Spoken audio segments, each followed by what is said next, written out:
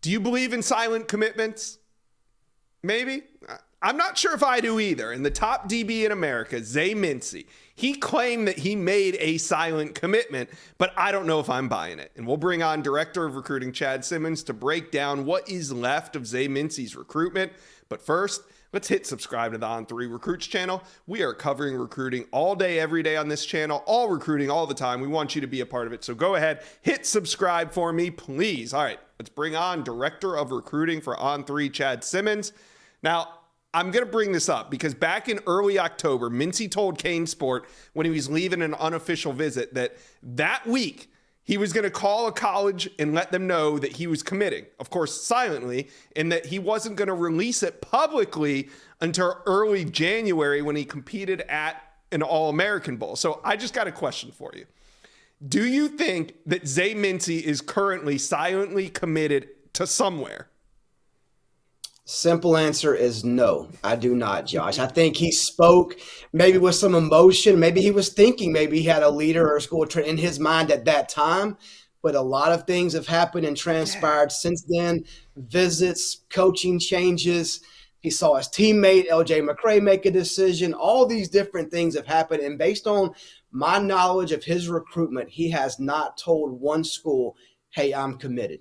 Yeah, I don't think he has either. I just remember that week and thinking like, wow, he's really going to keep a secret for that long and nothing's going to change in between a silent commitment and a public release of it.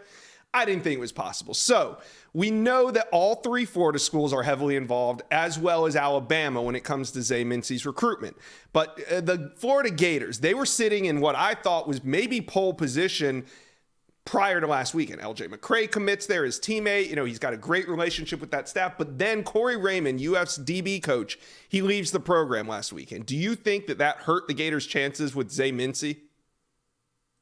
I do, Josh. I think it definitely has an impact on Florida's chances. I think the question is we have to ask ourselves, and for me to try to find the answer to is how much? You know, right. Does it hurt Florida enough to put them maybe out of the top 1-2 spots on his list? I mean, I know obviously he communicates with D coordinator Austin Armstrong. Billy Napier's been involved as well as some other staffers too. But his main relationship, you know, going back, you know, a year plus is Corey Raymond. And I think he felt the most comfortable there. So I do think it does hurt Florida with Raymond out. Now he waits to see who they bring in to replace him. So who would you say right now, and Mincey hasn't said any of this publicly, but who would you say are maybe the top two right now when it comes to Mincey's recruitment? Yeah, you know, if you asked me this before, you know, if Raymond's still at Florida, you know, I say Florida and Miami are the two that I've heard the most about. Going back to when September, Miami was kind of viewed maybe on the outside looking in. They got him on campus for that A&M game. And since then, they've got him back on campus. Since then, the communications picked up. They're actually in the home on Sunday this weekend, doing an in-home visit with Mincey as well. Florida State comes on Monday as well this week. I think Florida and Bama will be in later on this week also. But I think Miami, and I would still probably say Florida just based on that McCray connection. He knows the defensive scheme will remain the same under Armstrong. He knows Billy Napier. He's been to Florida multiple times. I think he feels comfortable in that culture, sees a chance to play. But I don't think you can rule any of these four schools out. I think there's some level of optimism at Alabama, Florida, Florida State, and Miami with Zay Mincey. And like you said, all these teams are going to be doing in-home visits with him over the course of the next 2 weeks. But where is Zay Mincey going to show up? Do you think that he takes any visits on the weekend between now and National Signing Day? The only place I think he shows up right now, Josh, is Tallahassee. But that's for the state championship game, not for the visit to Florida State. Mainly plays for the state championship game later this week. Now, could FSU try to capitalize that and get him to slide over to Florida State, you know, meet with the staff or something like that for a little while while he's there in town? You know, that's possible. But right now, I think based on what I'm hearing, Mincey is just planning to kind of let the coaches come to him. He's been to Bama. He's been to Florida, Florida State, Miami. He knows about those schools, those campuses, those environments.